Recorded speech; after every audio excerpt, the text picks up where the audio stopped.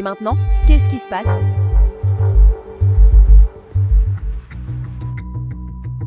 Que fait-il ici?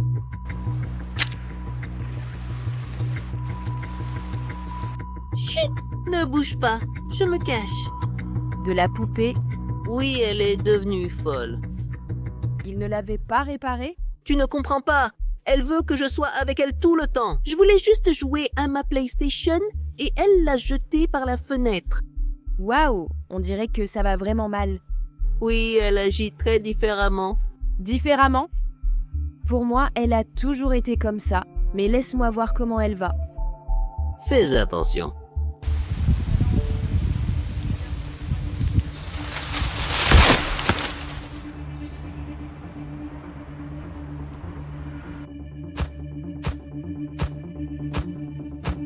La voilà. Que se passera-t-il si elle me voit?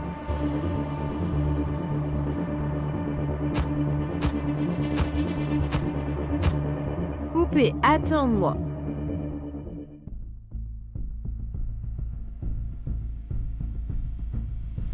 Salut. Je ne veux pas parler de l'enfant. Où est-il? Si tu ne me le dis pas, moi, Je ne le sais pas. Pourquoi t'en as-tu besoin? quand tu es près de moi, tout semble plus vivant. Tu lui as demandé si elle voulait être avec toi? Non, mais ça n'a pas d'importance. Je pense que plus tu le poursuis, plus il s'éloignera de toi. Oh, ça suffit. Arrête de me faire la morale. Attends, je veux juste t'aider. Il a peur, mais tout ira mieux quand il saura que je ne le laisserai jamais seul. Ça ne marche pas comme ça. Peu importe, cherche-le. Mais je ne sais pas où il est? Alors trouve-le. À moins que tu veuilles toi aussi disparaître pour toujours.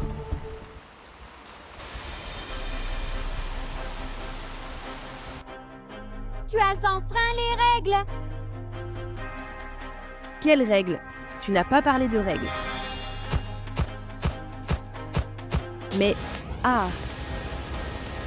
Chaque fois que je lui parle, c'est toujours un drame.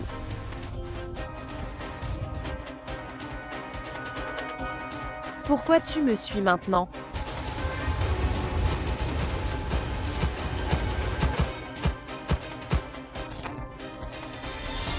Silence, elle est proche, elle pourrait t'entendre. Je vais appeler maman.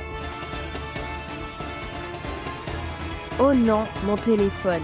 Je crois qu'il est tombé. Il faut que j'aille le récupérer avant qu'elle ne le voie.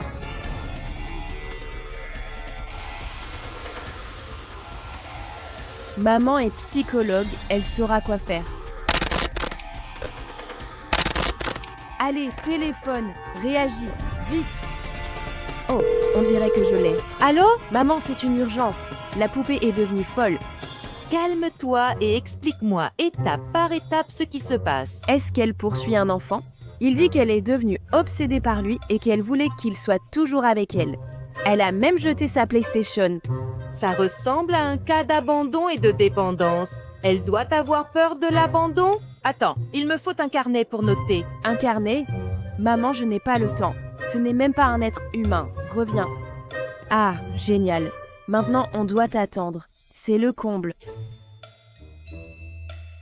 Sacha, je suis là, appelle la poupée. Quoi? C'est une poupée géante qui peut m'écraser. Tu crois vraiment que je vais l'appeler?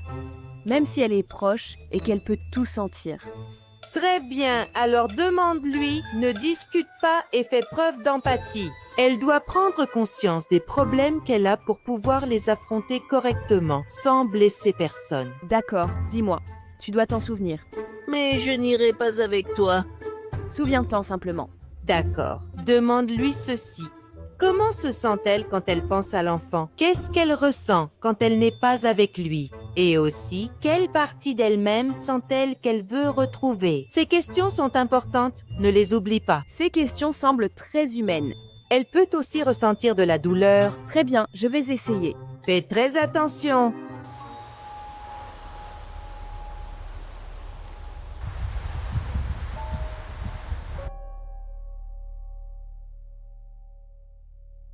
Et je ne suis pas ton ennemi. Je veux juste parler.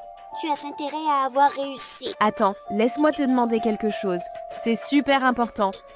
Pourquoi est-ce important? Parce qu'une psychologue l'a dit et je dois te poser ces questions. D'accord, mais fais vite. Première question. Qu'est-ce que tu ressens quand tu penses à cet enfant? Quand je pense à lui, c'est comme si ma batterie se rechargeait. Mais quand il s'en va, tout disparaît.